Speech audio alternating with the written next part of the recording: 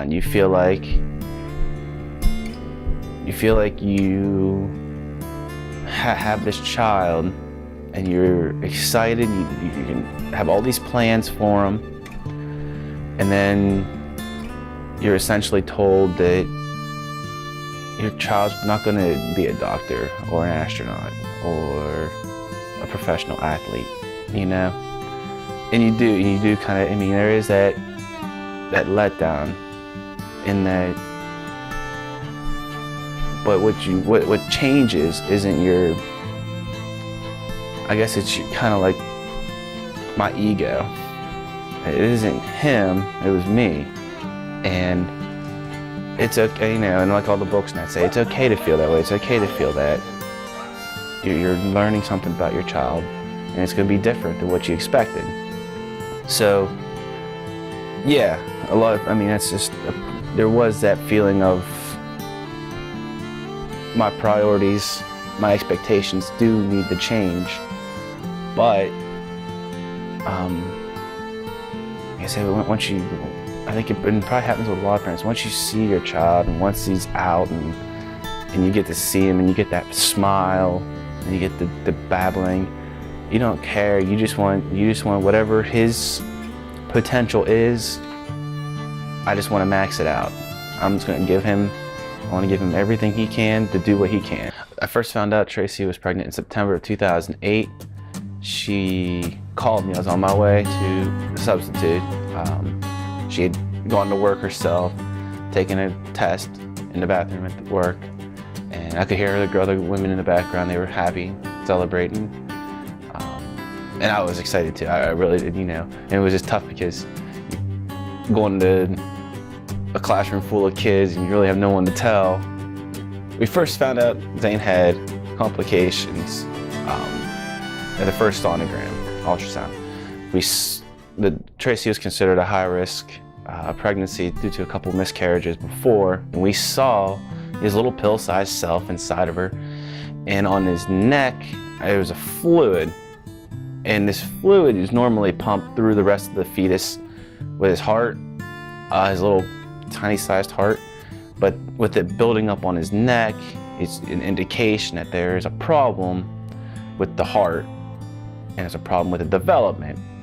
They couldn't tell us exactly what it was. They just knew, and unfortunately with the amount that was actually on him, the doctor at that time that was looking at the sonogram didn't think that Zane would go past the first trimester due to the amount.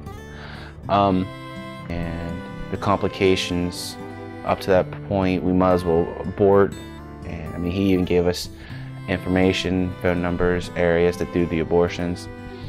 And so, and this was, I mean, we actually went to the ultrasound. It was right around Christmas time. It was before Christmas. It was in December. And I just remember feeling, I mean, it's like the worst. You're so excited from end of September, clear to December, and then you get hit with this kind of a brick, this kind of a bomb, and you just kind of, you feel sick, you're sad, you're crying, and you just wait, and you're just waiting to hear the worst. It's tough. When I first saw Zane, I felt relief, happiness. I mean, it was all a bunch of emotions. I mean, you just, that 9-month wait is unreal, just waiting for that to happen. And when he comes out and you see him and he cries, and you just feel happiness and relief and excitement, and it's amazing. Like I said, they always say it's the best day of your life, and it really is. He's doing fantastic. I mean, right now we have 2 different physical therapists that come in, and we're starting with a speech therapist to kind of help him get along with his speech. He likes to read. I mean, he'll sit with a book, open it up like he's reading it for real, and his way through it with his little finger moving across the words. He loves to read. He loves to hear stories, and he loves his Bubble Guppies and Sesame Street. If I could give him all the advantages, or give him all the, the things that a typical child could have, to help him make his life better, I would.